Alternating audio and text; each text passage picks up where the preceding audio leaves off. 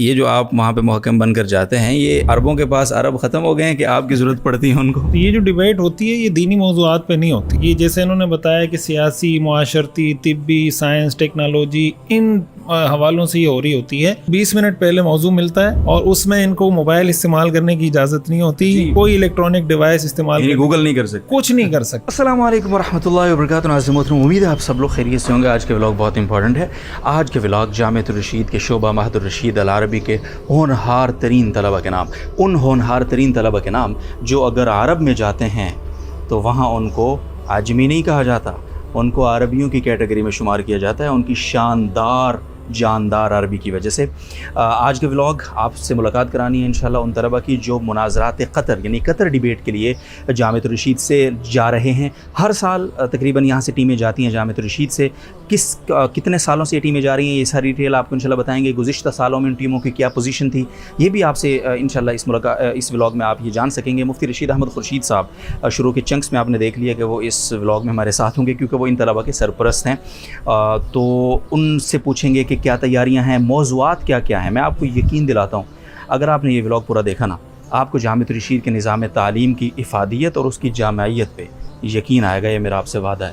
یعنی جتنے اہم ترین موضوعات پہ یہ طلبہ وہاں ڈیبیٹ کرتے ہیں اور دنیا بھر کے مختلف ممالک کے بچے وہاں پہ موجود ہوتے ہیں ان کے سامنے، یہ بڑی کمال کی بات ہے. کس طرح ان بچوں کی ٹریننگ ہو رہی ہے، کون سے بچے، کس درجے کے بچے وہاں پہ اس دفعہ جا رہے ہیں، کیا تیاریاں ہیں، ساری چیزیں آج کی اس ولاگ میں انشاءاللہ آپ کو سننے کو ملیں گی. تو آئیے چلتے ہیں اور ملاقات کرتے ہیں ان ہونہار بچوں سے اور مفتی رشید احمد خورشید صاحب سے.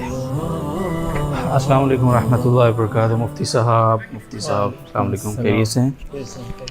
مفتی رشید احمد صاحب ہمارے ساتھ ہیں. پچھلی بار جب یہ قطر ڈیبیٹ کا سلسلہ تھا تو بڑی خوبصورت سی ویڈیو آپ نے دیکھی تھی. آج مفتی صاحب اس کا ذکر بھی کر رہے تھے.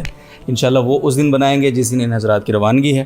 تو مفتی صاحب تھوڑا سا بتائیں، یہ جو قطر ڈیبیٹ کا سلسلہ ہر سال ہوتا ہے، اس سال بھی آپ لوگ تیاری کر رہے ہیں، تو کیا سلسلہ جاری ہے اس وقت؟ چھاپہ مارا ہم نے آپ پہ، تھوڑا سا بتائیں کیا ہو رہا ہے. جی بالکل، بسم اللہ الرحمن الرحیم. یہ ہر سال الحمدللہ ہمارے یہاں کے کچھ طلباء قطر ڈیبیٹ میں شرکت کرتے ہیں. قطر میں الحمدللہ عالمی سطح پر ایک ڈیبیٹ منعقد ہوتی ہے جس میں پوری دنیا کی مختلف یونیورسٹیز کے اسٹوڈنٹس آتے ہیں، شرکت کرتے ہیں. تو ایک سال وہ اسکول کی سطح پہ ڈیبیٹ منعقد کرواتے ہیں، ایک سال یونیورسٹی کی سطح پہ. تو اس سال الحمدللہ قطر ڈیبیٹ کی 7ویں انٹرنیشنل ڈیبیٹ ہو رہی ہے اور وہ قطر کے اندر ہی ہو رہی ہے. اور اس میں الحمدللہ ہمارے جامعۃ الرشید سے ہم نے اپلائی کیا تھا تو الحمدللہ ہمارے بچے حسب سابق جیسے سلیکٹ ہوتے ہیں الحمدللہ اس سال بھی سلیکٹ ہوئے. اور پچھلی جو کارکردگی ہمارے طلباء کی ماشاءاللہ بہت اچھی کارکردگی رہی ہے. تو اسی کارکردگی کو دیکھتے ہوئے جو ان کی پرفارمنس ہے الحمدللہ اس دفعہ بھی ان کی سلیکشن ہوئی ہے. اچھا، یہ کون سا یعنی کتنے نمبر کا ٹور ہے یہ؟ پہلے کتنے ٹور اس سے ہو چکے ہیں؟ اس سے پہلے تقریباً 2019 سے جا رہے ہیں، قطر ڈیبیٹ میں شرکت کر رہے ہیں. تو اس حوالے سے الحمدللہ قطر، عمان، ترکی، ان ممالک میں جانا ہو چکا ہے. اور قطر میں تو 1 سے زائد مرتبہ میرا جانا ہوا ہے. میں چونکہ الحمدللہ اس میں بطور محکم شریک ہوتا رہا ہوں، تو اب اس دفعہ بھی جو میں جا رہا ہوں تحکیم کے لیے، ایک جج کے طور پر، ان کے پینل کے طور پہ میں یہاں سے اس میں شرکت کر رہا ہوتا ہوں.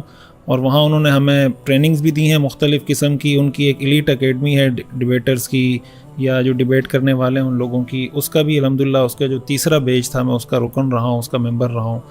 تو الحمدللہ بہت اچھا ایکسپیرینس ہے. ہمارے طلباء پچھلے سال عمان گئے تھے، وہ ویڈیو ماشاءاللہ بڑی شاندار ویڈیو آپ نے بنائی تھی. اچھا، میں وہ عبد الرحمن سے پوچھوں گا، وہاں گاڑیوں سے اتر رہے ہیں، قہوے کا ایک خوبصورت سا کپ ان لوگوں کے ہاتھ میں ہے، بڑی خوبصورت فوٹیجز ہیں وہ ہیں.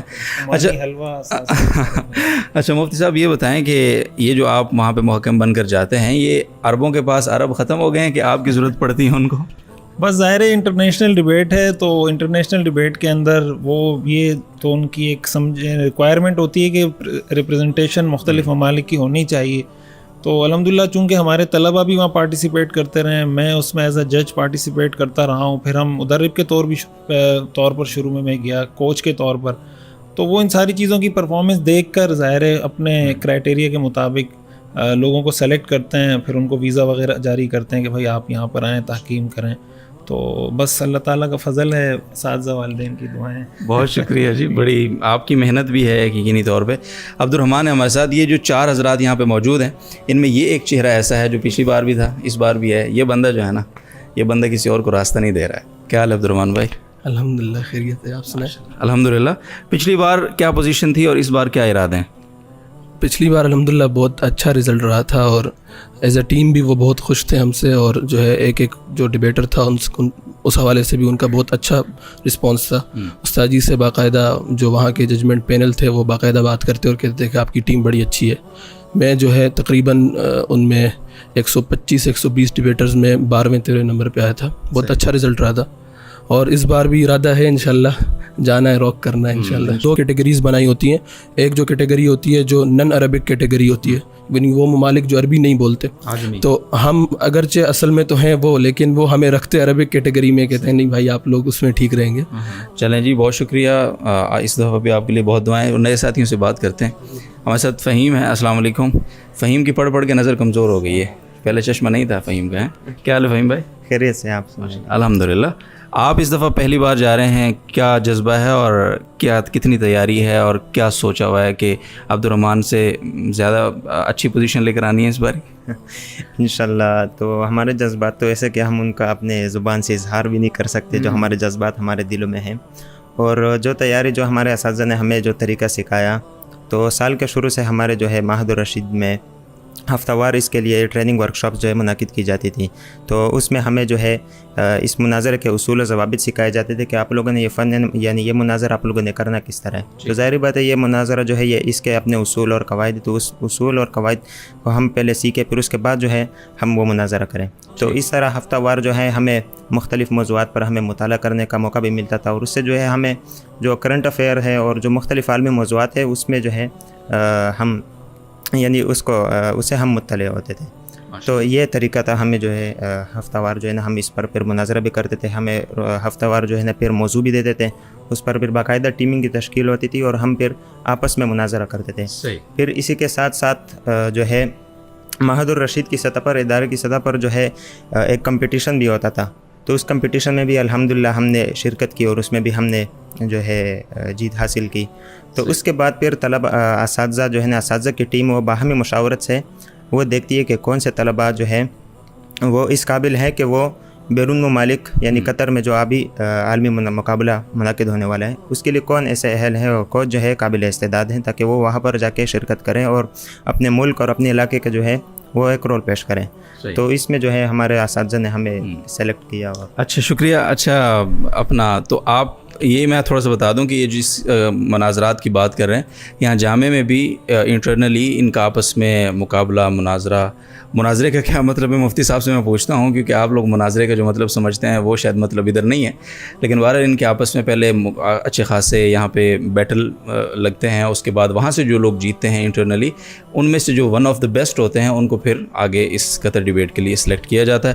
فہیم بھائی بہت شکریہ. اور کون کون سے موضوعات ہیں تھوڑا سا بریفلی بتائیں گے کہ جن پر اسپیسیفک آپ اس قطر ڈیبیٹ کے لیے تیاری کر رہے ہیں ان دنوں میں؟ کچھ موضوعات سلیکٹ کیے ہیں مفتی صاحب نے, کون سے موضوعات آپ کو سجیسٹ کیے ہیں یا وہاں سے کوئی آپ کو رہنمائی ملی ہے کہ ان موضوعات پہ آپ کے مناظرے ہوں گے؟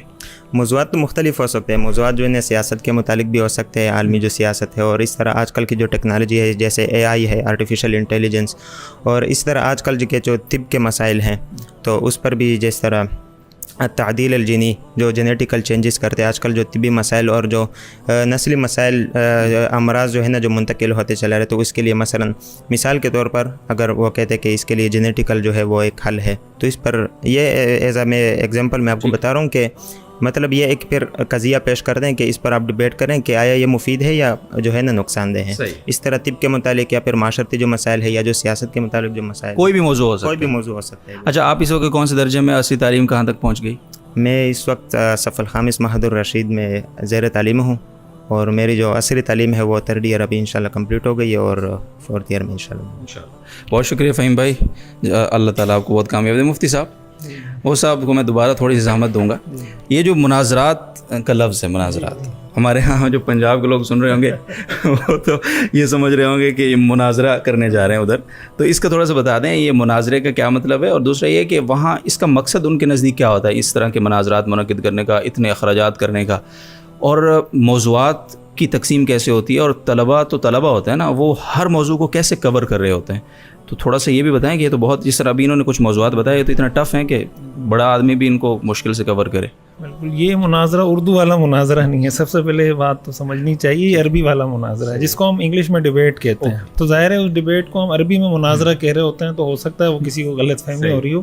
تو یہ جو ڈیبیٹ ہوتی ہے یہ دینی موضوعات پہ نہیں ہوتی. یہ جیسے انہوں نے بتایا کہ سیاسی، معاشرتی، طبی، سائنس، ٹیکنالوجی، ان حوالوں سے یہ ہو رہی ہوتی ہے. اور جیسے آپ نے یہ بات بتائی کہ یہ بہت مشکل ہوتا ہے کہ ایک مدرسے کا طالب علم سیاسی پھر عالمی سیاست پہ وہ بات کرے، یا وہ جیسے انہوں نے کہا جینیٹیکل موڈیفیکیشن ہے اس پہ وہ بات کر رہا ہے، ویجیٹیرین اچھے ہوتے ہیں یا دوسرے، اس پہ وہ بات کر رہا ہے. تو ظاہر ہے اس کے لیے ان کا مطالعہ وسیع ہونا چاہیے، عالمی سیاست کا مطالعہ ہونا چاہیے، جرنل نالج کی ان کو اچھی خاصی مطلب استعداد ہونی چاہیے. تو اس لیے یہ کوئی ایسا نہیں ہوتا کہ کوئی بھی جائے کسی بھی موضوع پہ ڈیبیٹ کر لے. پورا سال ان کو اسی لیے تیاری کروائی جاتی ہے کہ ان کی جرنل نالج بڑھائی جائے، ان کی عالمی سیاست پہ ان کا مطالعہ بڑھایا جائے، مختلف قسم کے مختلف نوعیت کے ٹاپک ان کو دیے جاتے ہیں جس پہ آپس میں ڈیبیٹ کرتے ہیں.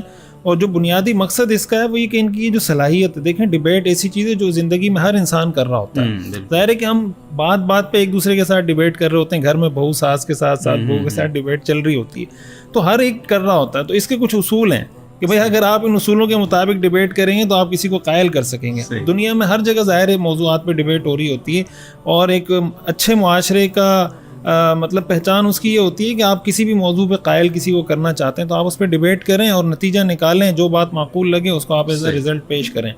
تو یہی بنیادی مقصد ہے کہ لوگوں کے اندر یہ اویئرنیس پیدا ہو کہ دنیا کے اندر اگر کہیں برا ہو رہا ہے تو اس کو دلیل کی بنیاد پہ برا کہا جائے، کوئی اچھا ہو رہا ہے تو دلیل کی بنیاد پہ اس کو اچھا کہا جائے. تو مطلب کوئی بھی موضوع وہاں پہ وہ دے سکتے ہیں اچانک؟ کوئی بھی موضوع 20 منٹ پہلے موضوع ملتا ہے اور اس میں ان کو موبائل استعمال کرنے کی اجازت نہیں ہوتی، کوئی الیکٹرانک ڈیوائس استعمال گوگل نہیں کر سکتے، کچھ نہیں کر سکتے. 20 منٹ میں اب وہ آپ کو اناؤنس کریں گے یہاں سے مثلاً یہ حال ہے، آپ نے وہاں جانا ہے کسی روم میں، تو 5-10 منٹ تو وہاں پہنچنے میں لگ جاتے ہیں. تو 10 منٹ مشکل سے ملتے ہیں. وہ صرف اس لیے ہوتا ہے کہ آپ اپنے دلائل کو مرتب کر لیں، بس اس میں آپ کو اس موضوع پہ تیاری کے لیے کچھ نہیں ملے گا کہ آپ جینیٹیکل موڈیفیکیشن کو گوگل پہ سرچ کریں کہ یہ ہوتا کیا ہے. وہ آپ کے دماغ میں پہلے سے ہونا چاہیے، تب آپ کر سکتے ہیں. تو مولانا آسان نہیں ہے یہ والا کام، یہ عشق نہیں آسان، بس اتنا سمجھ لیجئے ایک آگ کا دریا ہے اور ڈوب کے جانا ہے. بہت شکریہ مفتی صاحب، گڈ لک جی. آپ ماشاءاللہ رہنمائی کر ہی رہے ہیں. جس دن آپ روانہ ہوں گے اس دن پھر ایک اور ولاگ انشاءاللہ اچھا سا بنائیں گے، اسی پچھلی دفعہ کی طرح ہے. بہت شکریہ.